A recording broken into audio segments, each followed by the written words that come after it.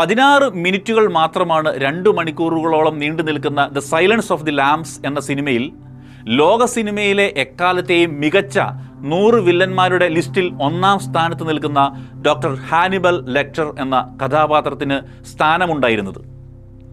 ആ 16 മിനിറ്റിലെ ഓരോ നിമിഷങ്ങളും തൻ്റെ മുഖഭാവങ്ങൾ കൊണ്ടും മാസ്മരികമായ കണ്ണുചലനങ്ങളിലും സംഭാഷണ ശൈലിയിലൂടെയും പ്രേക്ഷകരുടെ മനസ്സിൽ ഷോക്ക് ഏൽപ്പിക്കുന്ന പ്രകടനമായിരുന്നു ആന്റണി ഹോപ്കിൻസ് എന്ന ലോകത്തിലെ എക്കാലത്തെയും മഹാനടൻ കാഴ്ചവെച്ചത്. ആ 16 മിനിറ്റിൽ തന്നെ 7 മിനിറ്റോളം നീണ്ടു നിൽക്കുന്ന ജയിലറയിലെ ഡോക്ടർ ഹാനിബൽ ലെക്ടറും FBI ഏജന്റ് ക്ലാരിസും മുഖാമുഖമുള്ള സംഭാഷണ നിമിഷങ്ങളിലെ അഭിനയ പാടവം മാത്രം മതിയായിരുന്നു ആന്റണി ഹോപ്കിൻസ് ഓസ്കർ അർഹനാകാൻ എന്നുള്ളതാണ് സത്യം. ഹോപ്കിൻസിനോടൊപ്പം തന്നെ എടുത്തു പറയേണ്ട ഒരാളാണ് പ്രധാന കഥാപാത്രത്തെ അവതരിപ്പിച്ച ജോഡി ഫോസ്റ്റർ. ഹോപ്കിൻസിന്റെ കഥാപാത്രം സൃഷ്ടിക്കുന്ന ഭീതി പ്രേക്ഷകനിലേക്ക് എത്തിക്കുന്നത് ജോഡിയുടെ കഥാപാത്രമാണ് എന്നതാണ് സത്യം.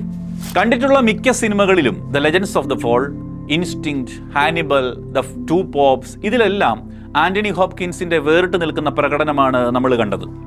തൻ്റെ 83-ാം വയസ്സിൽ മികച്ച നടനുള്ള ഓസ്കർ രണ്ടാമതുകൂടി ദ ഫാദർ എന്ന സിനിമയിലൂടെ അദ്ദേഹം നേടിയെടുത്തു. ഈ സിനിമയിലെ കണ്ണു ചിമാതെയുള്ള അദ്ദേഹത്തിൻ്റെ തീക്ഷ്ണമായ നോട്ടവും ചിരിയും ഇന്നും പ്രേക്ഷകനെ വേട്ടയാടും. ആ ഡയലോഗും, a census taker once tried to test me, I ate his liver with some fava beans and a nice ക്യാന്തി.